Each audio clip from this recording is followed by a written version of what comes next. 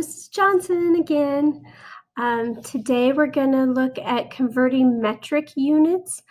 We did conversion with customary units, but now we're looking at metric units. And you'll see it's fairly similar, but you'll also notice that we have another tool that will help you. So underneath our arrow, it says you can multiply to convert or change between units. You could also divide.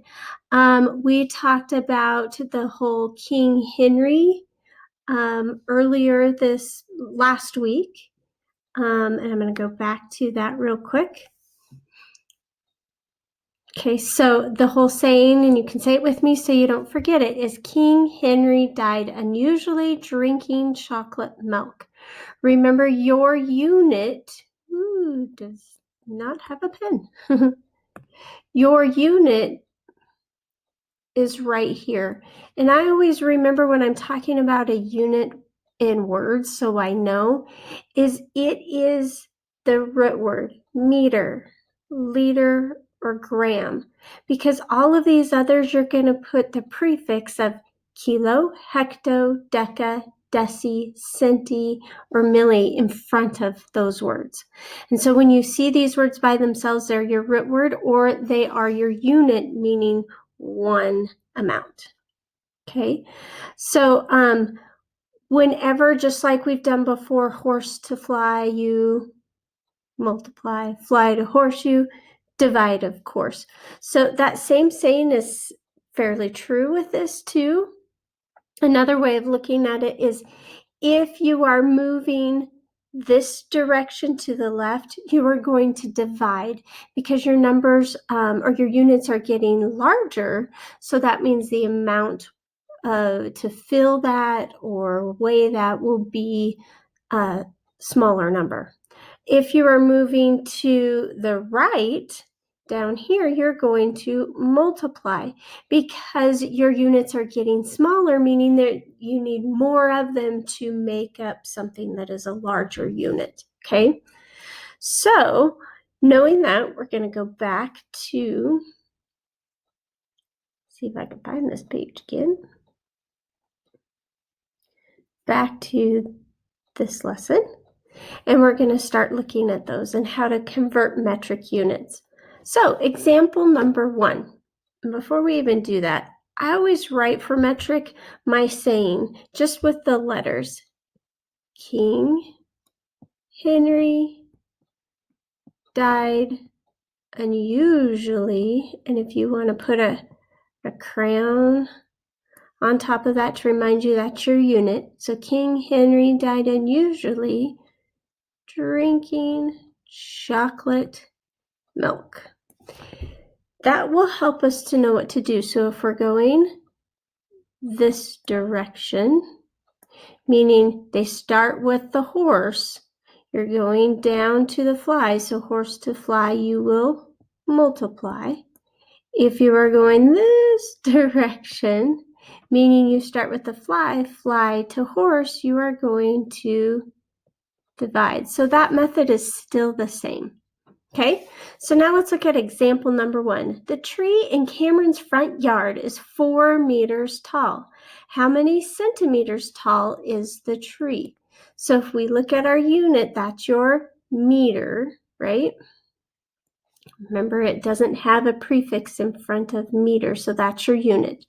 So if you're going to meter to centimeter, here's our C. I'm going this direction. That tells me I need to multiply because I started with the meter, which is larger. My centimeter is smaller, so I need to multiply. So I need to figure out by how many. And how I do this is I do a jump. So I start here and I go 1, 2. So I took 2 jumps. That means I need to have that multiplied by anything that ends in 2 zeros. Or by 100. Okay, I took 2 jumps, so 2 zeros, 100. Since meters are larger than centimeters, we're going to multiply, which is what we talked about. We're going to take 4 times 100, which is what we talked about with jumping. So 4 times 100 is 400. So down here, 4 meters equals 400 centimeters. So the tree is 400 centimeters tall. Now, if this doesn't make sense to you, you can go back to the conversion chart right here, and that'll help you as well. 1 meter equals 100 centimeters. But I think with the King Henry, it's so easy to just jump and you know which direction you're going. You know if you're multiplying, you know if you're dividing. Count your zeros based on your jumps, and then you have it. Okay, so now let's go on to number 2. I don't want to lose our King Henry up there. So number 2, complete 5 liters equals blank milliliters. Okay, so I'm going to get another pen. Might help if I erase a little bit of this, huh?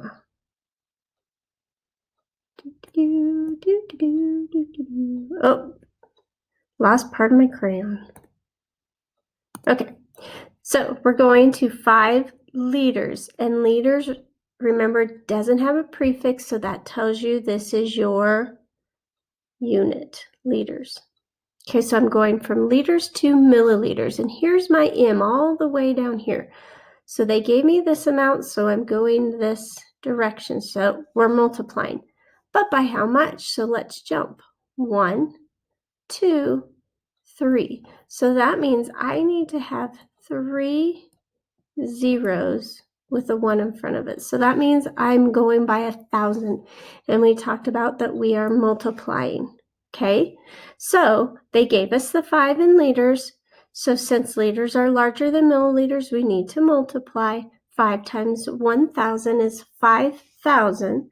So 5 liters equals 5,000 milliliters. And here again is the conversion chart, if that helps as well.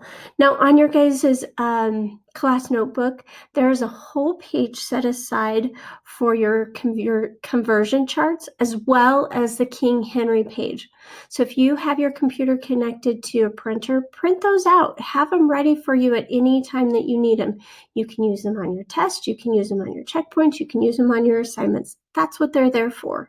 So use them, okay? All right, now, maybe let's go to the next one. I know this one got cut off a little bit, but I will read it to you straight from the book, okay? And since we're on a new page, we are going to write our acronyms again of King Henry died unusually with a crown. Drinking chocolate milk. Poor thing must be lactose intolerant and maybe chocolate intolerant. I don't know what they call that one. So example number 3, convert 7 kilograms to grams. So now your unit is here, and that's what we need to find, right? So if we think about that before, when we were going from a larger unit to a smaller unit, we know we need to multiply. Horse to fly, multiply. If we're going this direction from a smaller unit to a larger unit, we know we need to divide. It always helps to have that on there. Okay, so this time they give us kilograms, and kilograms are right here. Okay, so we're going to grams, which is your unit because there's no prefix word or beginning in front of grams, excuse me. So we're starting with our larger unit and we're going down to a smaller unit. That means we have to multiply because it takes more of a smaller unit to make up a larger unit. So here we go. We're going to jump 1, 2, 3. That tells us that we have 3 zeros on the end. Let's check to see if we're right from our conversion chart. 1 kilogram equals 1,000 grams. That's just what we came up with. So you can see that this works, and you can write it on your page anytime that you need to once you get that saying down. That's why we keep saying it over and over and over again. Okay, so 7 kilograms equals how many grams? So we know we're multiplying, and this says kilograms are larger than grams, so use multiplication, which is what we talked about. Multiply by 1,000 because 1 kilogram equals 1,000 grams. We talked about that. So 1,000 times 7 Easy peasy. Take 1 times 7 is 7. And tack on your 3 zeros. Okay? So this is where metric units are so much easier to understand than customary units, if you haven't noticed. And then we're going to go on to 7,000 grams equals 7 kilograms. Okay? Now let's come on down to, don't want to lose our chart up there. Let me erase some of this. Hopefully without erasing everything. Ooh, part of our crayon. Goodbye. Okay. So now we're going to complete the conversion table.